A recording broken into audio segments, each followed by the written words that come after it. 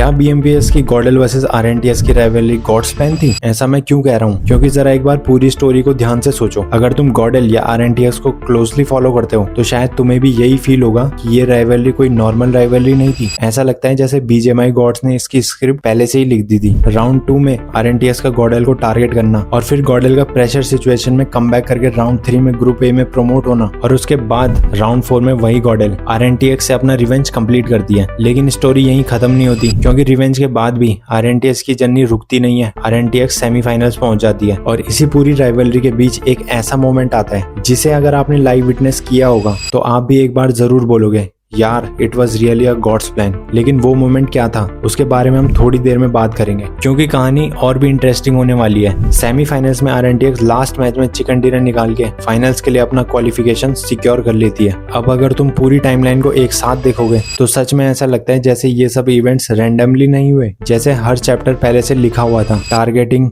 Comeback, revenge, qualification, सब कुछ एक परफेक्ट स्टोरी लाइन की तरह कनेक्ट होता चला गया। तो आज हम बात करेंगे BGMI की सबसे इंटरेस्टिंग राइवलरी में से एक गॉडल वर्सेस RNTX और इस स्टोरी को बिल्कुल शुरुआत से समझेंगे। लेकिन उससे पहले अगर चैनल पर नए हो तो सब्सक्राइब करके जरूर जाना, वीडियो को हाइप करना मत भूलना और कमेंट्स में बताओ BMPS में आप किस टीम को सपोर्ट कर रहे हो, गॉडल या RNTX।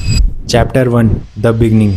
अगर तुम लोग BMPS को क्लोजली फॉलो कर रहे हो तो तुम्हें पता होगा कि गॉडल वर्सेस RNTS की राइवलरी की असली शुरुआत कहां से हुई थी। इसकी फाउंडेशन रखी गई थी BMPS राउंड 2 के लास्ट मैच में, वही मैच जिसने पूरी स्टोरी की डायरेक्शन ही बदल दी थी। उस वक्त गॉडलाइक की सिचुएशन काफी क्रिटिकल थी। पॉइंट्स टेबल में टीम बॉटम पर चल रही थी और हर एक पॉइंट उनके लिए लाइफलाइन के बराबर था, क्योंकि एक छोटी सी मिस्टेक उन्हें रेलीगेशन की तरफ धकेल सकती थी। और एग्जैक्टली इसी प्रेशर वाले मोमेंट पर एंट्री होती है RNTX की और फिर जो हुआ उसने सबको सरप्राइज कर दिया। RNTX ने उस मैच में गॉडलाइक के साथ डायरेक्ट ड्रॉप क्लैश लेने का डिसीजन ले लिया, एक ऐसा मूव जिसके लिए शायद गॉडलाइक बिल्कुल भी प्रिपेयर्ड नहीं थी। जहां गॉडलाइक सर्वाइवल और पॉइंट्स के लिए फाइट कर रही थी, वहीं RNTX ने सीधा उनके ड्रॉप लोकेशन पर चैलेंज थ्रो कर दिया और यही वो मोमेंट था जहां से पूरी राइवलरी की चिंगारी जलनी शुरू हो गई। इस अनएक्सपेक्टेड ड्रॉप क्लैश ने गॉडलाइक को काफी वीक कर दिया। टीम अर्ली गेम में ही प्रेशर में आ गई और रिजल्ट, गॉडलाइक उस मैच में उतने पॉइंट कलेक्ट ही नहीं कर पाई जितनी उन्हें जरूरत थी। और फिर आया वो आउटकम जिसे देखकर गॉडलाइक फैंस काफी डिसअपॉइंटेड हुए। गॉडलाइक ग्रुप बी में रेलीगेट हो गई। लेकिन कहानी का सबसे इंटरेस्टिंग पार्ट अभी बाकी था, क्योंकि सवाल ये था आखिर RNTX ने गॉडलाइक के साथ डायरेक्ट ड्रॉप क्रैश लिया ही क्यों? क्या ये सिर्फ एक स्ट्रेटेजिक डिसीजन था या फिर इसके पीछे कोई और वजह थी? इसका जवाब हमें मिलता है खुद RNTX के प्लेयर ट्रेस गॉड से। और जब ट्रेस गॉड ने इसके बारे में बात की तो राइवलरी की स्टोरी और भी इंटरेस्टिंग हो गई। आज बाजू वाले बूट कैंप के ड्रॉप पे चले गए भाई। अगर आपको याद होगा तो थर्ड पार्टी जब हम खेलते थे तो याद होगा तो 2-3 अनऑफिशियल जब हम जीत रहे थे, कोई टीम आई थी उंगली करने, तो बस वही everything comes and goes back. Chapter 2 the revenge.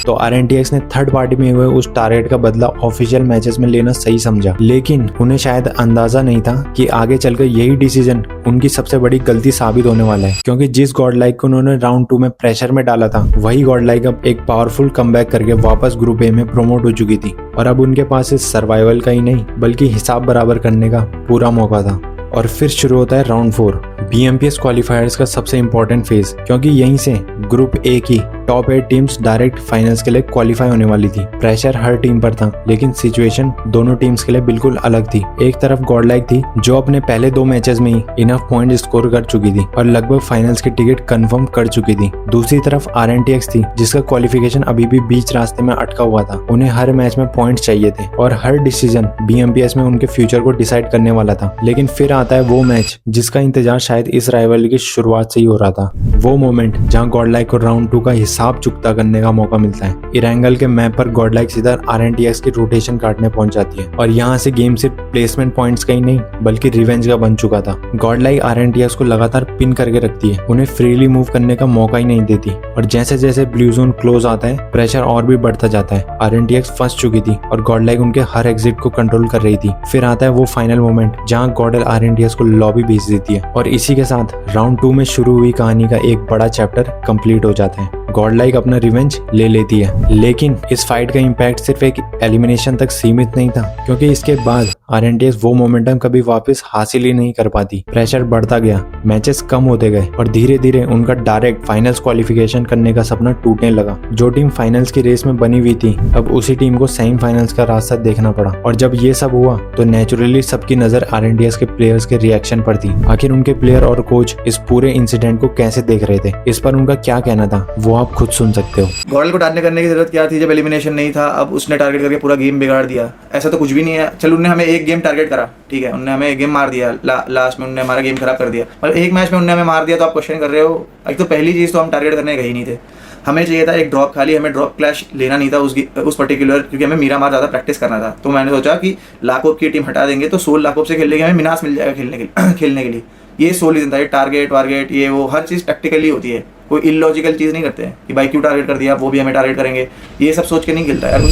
Chapter 3 God's hint. और अब आते हैं उस मोमेंट पर जिसकी वजह से मैं इस राइवलरी को सिर्फ एक राइवलरी नहीं बल्कि गॉड्स प्लान कहता हूँ, क्योंकि इस पूरी स्टोरी के बीच हमें एक ऐसा हिंट देखने को मिलता है जो सब कुछ और भी ज्यादा इंटरेस्टिंग बना देता है। राउंड 4 खत्म हो चुका था और सेमीफाइनल शुरू होने में थोड़ा वक्त बाकी था, यानी दोनों फेजेस के बीच का वो गैप जहाँ प्लेयर्स ऑफिशियल मैचेस नहीं खेल रहे होते बल्कि प्रैक्टिस कर रहे होते, अपनी स्ट्रेटेजीज इंप्रूव कर रहे होते और आने वाले मैचेस के लिए प्रिपेयर कर रहे होते। इसी दौरान एक और चीज हो रही थी। एडमिनो अपनी लाइव स्ट्रीम पर कैजुअली अल्टीमेट रॉयल खेल रहा था। सब कुछ बिल्कुल नॉर्मल चल रहा था, लेकिन फिर कुछ ऐसा होता है जिसने इस राइवलरी की स्टोरी में एक और चैप्टर ऐड कर दिया। मैच मेकिंग के दौरान एडमिनो की टीम में एक प्लेयर आ जाता है और वो प्लेयर कोई रैंडम प्लेयर नहीं था, वो था आरएनटीएक्स का आइजल निंजा जॉर्ड। अबे ये कौन आ गया?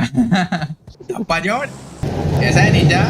और अब जरा एक सेकंड के लिए इस बात को सोचो, बीजीएमआई कम्युनिटी कितनी बड़ी है। हजारों प्लेयर्स गेम खेलते हैं, मैच मेकिंग में लिटरली कोई भी आ सकता था, मतलब कोई भी। लेकिन इतने सारे प्लेयर्स के बीच एडमिनो की टीम में आता है कौन? उसकी राइवलरी टीम का आईजीएल निंजा जॉर्ड, और वो भी लाइव स्ट्रीम के दौरान, जिसे हजारों लोग लाइव देख रहे थे। इसी वजह से शायद बहुत सारे व्यूअर्स को लगा कि यह सिर्फ एक कोइंसिडेंस नहीं था, जैसे कि बीजीएमआई गॉड्स बार बार इस राइवलरी को स्पॉटलाइट में लाने की कोशिश कर रहे हो। और इसी इंसिडेंट से लगने लगा जैसे शायद इस राइवलरी की स्क्रिप्ट पहले से लिखी हुई थी, शायद ये सच में गॉड्स प्लान था। और अब मुझे कमेंट्स में जरूर बताना, क्या ये सिर्फ एक कोइंसिडेंस था या फिर वाकई एक हिंट था कि राइवलरी अभी खत्म नहीं हुई है और आगे भी कंटिन्यू होने वाली है। सच बताऊं, यहीं से मुझे पर्सनली फील होने लगा था कि किसी न किसी तरह, किसी न किसी रूट से ये राइवलरी हमें फाइनल्स में देखने को जरूर मिलेगी। बस एक ही चीज का वेट था, आरएनटीएक्स का सेमीफाइनल्स में टॉप 6 तक पहुंचना। और फिर आता है सेमीफाइनल्स, जहां इस राइवलरी की चर्चा एक बार फिर शुरू हो जाती है, क्योंकि आरएनटीएक्स के एनालिस्ट से फिर एक सवाल पूछा जाता है गॉडल वर्सेस आरएनटीएक्स की राइवलरी को लेकर। What do you think about God, like जो उन्होंने अटैक किया तुम्हारे पर? तुमने ही पहले किया था वैसे, पोचिंकी तो गए थे। मतलब वो हमें पहली थर्ड पार्टीज मतलब जो होती थी उसमें करते थे, तो हमने इस बार सोचा कि हम जाके करते हैं। मतलब वही पार्ट ऑफ गेम है, क्या ही कर सकते हैं। उन्होंने करा, क्या पता इन फ्यूचर हम कर दे कभी। और उनकी बातों से एक चीज तो काफी क्लियर हो जाती है कि अगर फ्यूचर में सिचुएशन बनती है, अगर दोनों टीम एक दूसरे के सामने आती है, तो आरएनटीएक्स के पास गॉडलाइक से अपना हिसाब बराबर करने का एक रीजन जरूर होगा। यानी पॉसिबिलिटी पूरी तरह जिंदा थी कि राइवलरी का नेक्स्ट चैप्टर अभी बाकी था। लेकिन उससे पहले चलते हैं सेमीफाइनल्स की तरफ, क्योंकि यहाँ आरएनटीएक्स की जर्नी भी किसी मूवी स्क्रिप्ट से कम नहीं थी। सेमीफाइनल्स के शुरुआती दिनों में क्वालिफिकेशन उनके लिए काफी डिफिकल्ट लग रहा था। पॉइंट्स उतने कंसिस्टेंट नहीं आ रहे थे, प्रेशर बढ़ता जा रहा था और कई लोगों को लगने भी लगा था शायद यहीं उनकी जर्नी खत्म हो जाएगी। लेकिन फिर जब सब कुछ दांव पर लगा हुआ था, लास्ट डे, लास्ट मैच, और उसी मोमेंट पर आता है वो कमबैक जो पूरी कहानी को बदल देता है। आरएनटीएक्स एक लास्ट मैच में चिकन डिनर निकाल लेती है और क्वालिफिकेशन सिक्योर कर लेती है। और सच कहूं, उस मोमेंट के बाद मुझे एक बात स्ट्रांगली फील हुई कि गॉडल वर्सेस आरएनटीएक्स की ये राइवलरी, ये सिर्फ राइवलरी नहीं लगती, ये सच में एक गॉड्स प्लान जैसी स्टोरी लगती है। राउंड 2 का ड्रॉप क्लैश, गॉडलाइक का कमबैक, राउंड 4 का रिवेंज और एडमिनो की स्ट्रीम में हुआ कोइंसिडेंस, आरएनटीएक्स का सेमीफाइनल्स का क्वालिफिकेशन, हर चैप्टर समहाउ एक दूसरे से कनेक्ट होता चला गया। और अब सबसे इंटरेस्टिंग सवाल ये है, अगर फाइनल्स में सिचुएशन बनती है तो पहला मूव कौन करेगा? कौन सी टीम किस टीम को टारगेट करने की कोशिश करेगी? मेरा पर्सनल ओपिनियन ये है कि अगर गॉडलाइक फाइनल्स में टॉप 3 पोजीशन के आसपास रहती है तो आरएनटीएक्स के उन्हें टारगेट करने के चांसेस बहुत ज्यादा है, क्योंकि रिवेंज एंगल अभी भी कहीं ना कहीं स्टोरी का पार्ट बना हुआ है। लेकिन गॉडलाइक की साइड से मुझे पर्सनली इतने चांसेस नहीं लगते कि वो स्पेसिफिकली आरएनटीएक्स को टारगेट करने जाएंगे, चाहे आरएनटीएक्स टॉप 3 में ही क्यों ना हो। लेकिन ये सिर्फ मेरा ओपिनियन है। अब असली सवाल आपके लिए है, आपको क्या लगता है, क्या ये राइवलरी सच में बीजीएमआई का नेक्स्ट आइकॉनिक चैप्टर बन सकती है? और फाइनल्स में अगर दोनों टीम्स आमने सामने आती है तो पहले टारगेट कौन करेगा, गॉडलाइक या RNTX? अपना ओपिनियन कमेंट्स में जरूर बताना और मैं मिलता हूँ तुम्हें नेक्स्ट वीडियो में। तब तक के लिए बाय बाय।